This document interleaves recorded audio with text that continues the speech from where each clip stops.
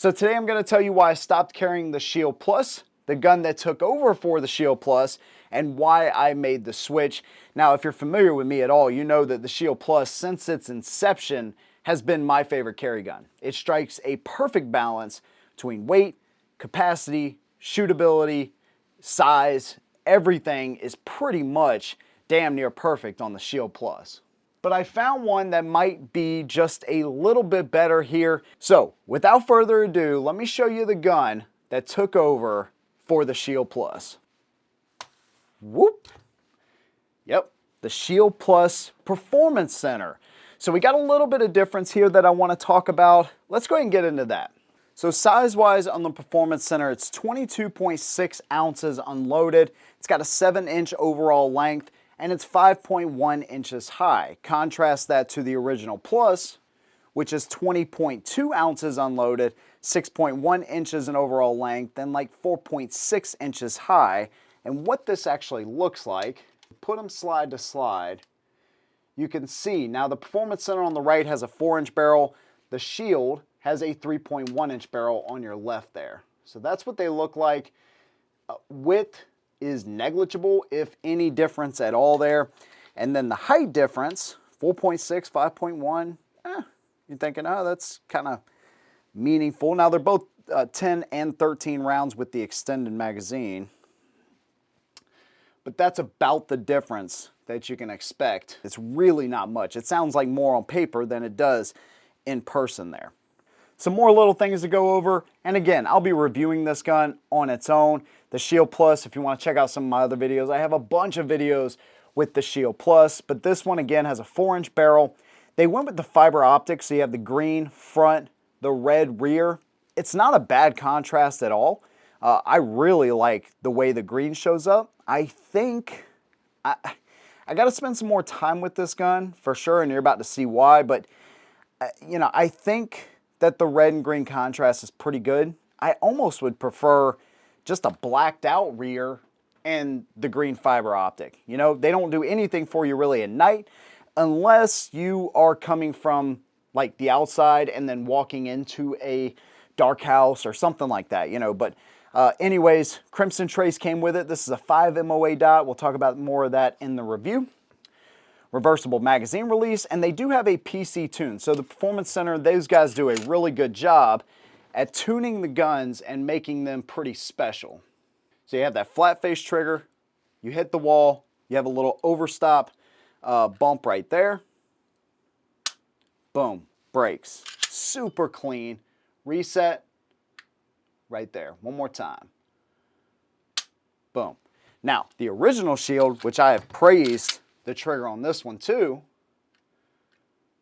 hit the wall and it breaks. I'll be honest with you, I don't feel much of anything. Now the days of old with the old M&Ps, you could really tell a difference between a Performance Center, anything from Smith & Wesson, and its regular counterpart. Here, not so much. But again, once I actually do the full review and, you know, really get my bearings with this gun, I'll be able to let you know more and how much of a difference that actually makes. And of course, the mags are interchangeable here as well. So a little bit extra length, a little bit more weight, just a little bit bigger all the way around. Of course, optics cut, so you have that benefit as well. Now, one additional thing that I do like is that you can actually see your irons, if you can call them, well, yeah, they're still irons. You can see your regular iron sights through the Crimson Trace. They've cut out a notch here, and you actually, it doesn't cut out most of your posts there, right? Your front posts, like some that I've done in the past, you actually get a good look at that front sight if you need to use it for whatever reason, your optic went down, or whatever the case may be. So now here's where we flip the script and I tell you why I then went back to the Shield Plus. So I went to the range with this thing, first time, absolutely loved it. Cool.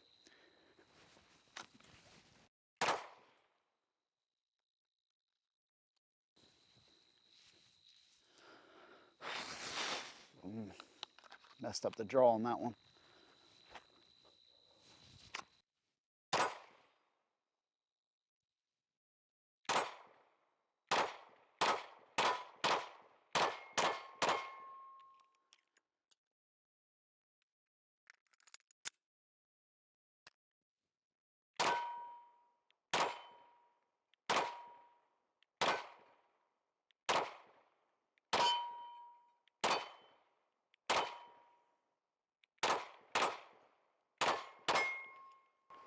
Very nice.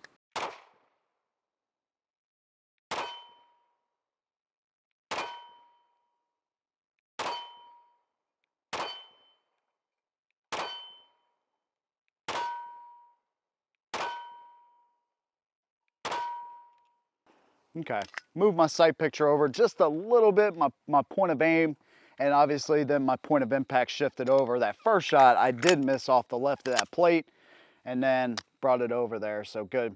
I'm gonna try these hanging targets right here.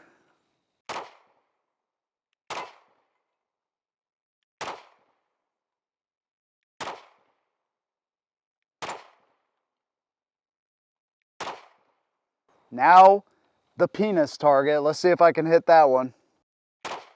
Oh, shot the penis target. Let's go.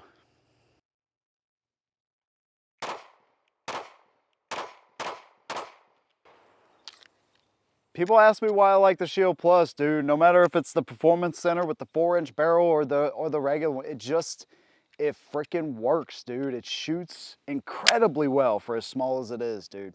I never carry a gun until I've shot it. You know, I know everything works and I feel comfortable with it.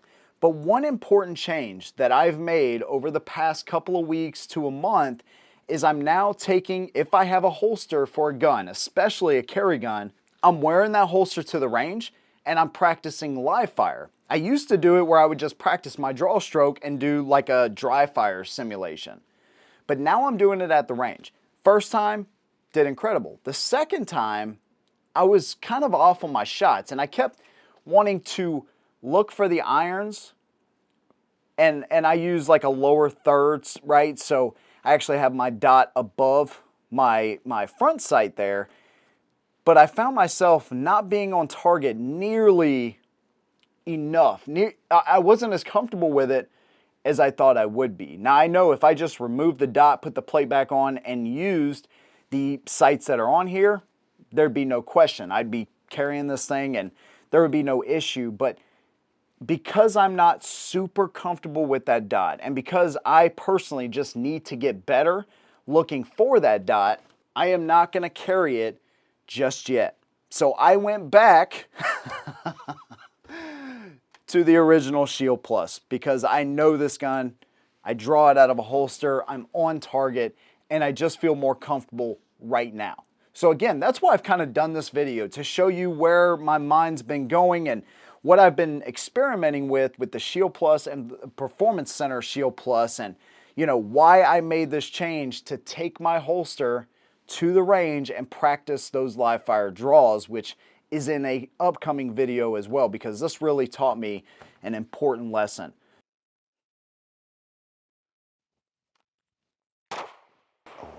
Missed it.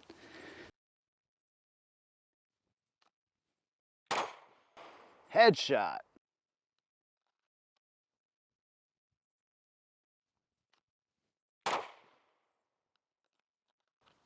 It's two back to back I missed.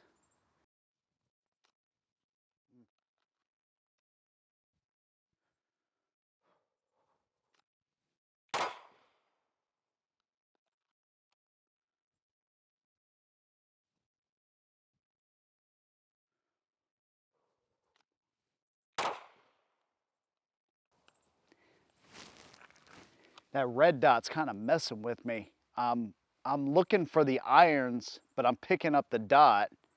It's throwing off my shots.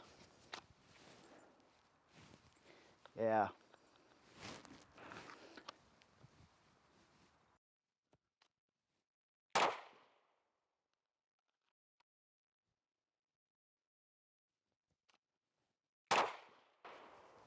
Damn.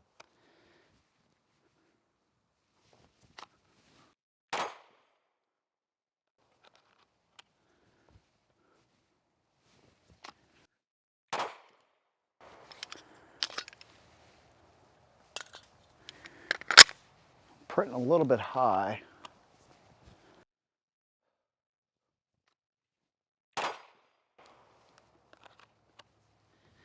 Go for the chest. Nice, dude. Nice. This is why it's super.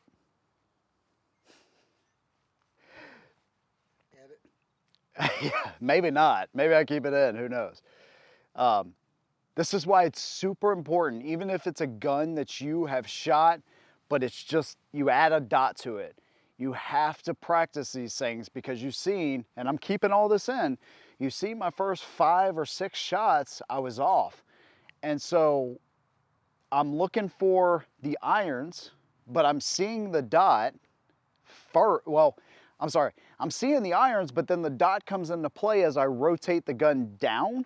So it's actually throwing me off. So again, this is kind of why you practice these things and really get efficient with it. Awesome. This is also why you don't carry a gun until you've shot it and you know you can draw from a holster and put a shot on target. Going for the small plates.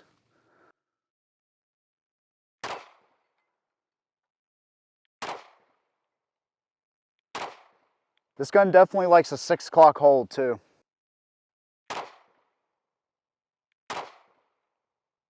Penis. Come on, baby, let's go.